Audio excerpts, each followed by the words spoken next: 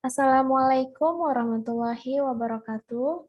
Perkenalkan, nama saya Ayuni Kartika dari kelas 633C31, jurusan akuntansi. Saya ingin mempresentasikan tugas saya dengan tema radikalisme dan NKRI.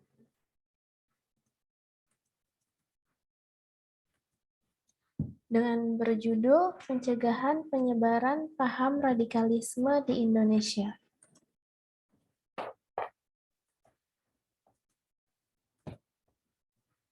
Radikalisme menjadi tantangan Negara Kesatuan Republik Indonesia saat ini.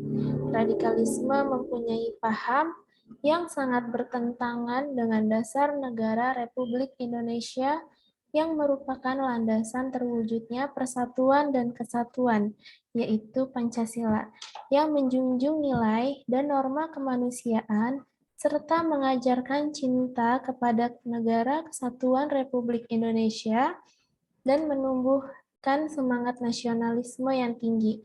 Namun, radikalisme adalah paham sosial maupun politik yang dalam usaha mencapai tujuannya menggunakan cara-cara kekerasan. Disadari atau tidak, gerakan-gerakan kelompok radikalisasi ini telah menyusup ke semua lini kehidupan masyarakat bangsa, seperti ormas-ormas Islam di Indonesia. Selain menyusup ke ormas Islam, yaitu agama terbanyak yang dianut dalam negara ini, tetapi juga ke dalam sistem pendidikan dan pemerintahan. Kelompok-kelompok radikalisme ini menerapkan strategi yang disebut transplantasi organisasi dengan menyusupkan kader-kadernya ke berbagai organisasi, lembaga, dan instansi pemerintah. Menurut Kamus Besar Bahasa Indonesia, radikalisme adalah paham atau aliran yang menginginkan perubahan atau pembaharuan sosial dan politik dengan cara kekerasan atau drastis. Paham radikalisme ini bisa menyusup karena ada beberapa faktor, antara lain ketidakpuasan terhadap pemerintah, kurangnya dialog antar umat beragama, lemahnya pemahaman ideologi Pancasila, lemahnya penegakan hukum, rendahnya tingkat pendidikan dan lapangan kerja, kurangnya pemahaman benar tentang agama, dan kesenjangan ekonomi. Berkembangnya paham radikal dan intoleran ini adalah hal yang nyata. Telah dibuktikan dengan adanya kasus-kasus bom bunuh diri di Indonesia, seperti di Bali, Hotel JW Marriott, di Kedubes, Australia, Kalimalang, Masjid Cirebon, Gereja Solo, Mapores Poso, Sarinah, Mapolresta Surakarta, Gereja Samarinda, Gereja Medan, dan Kampung Melayu. Selain kekerasan seperti radikal terorisme, radikalisme mempunyai beberapa keberagaman yang masih mengakui negara Republik Indonesia, yaitu radikal gagasan, radikal milisi, radikal separatis, dan radikal premanisme. Ternyata dampak dari virus radikalisme dapat terlihat jelas di segala aspek kehidupan masyarakat, yaitu dari segi ekonomi, berkurangnya investor-investor asing yang akan menanamkan modal di Indonesia. Dari segi keamanan, adanya pandangan buruk dan kecurigaan sesama masyarakat yang akan menimbulkan rasa ketidaknyamanan. Dari segi politik, kurangnya kepercayaan politik luar negeri terhadap politik dalam negeri. Dari segi pariwisata, kegiatan pariwisata menurun, yang menyebabkan keguncangan ekonomi.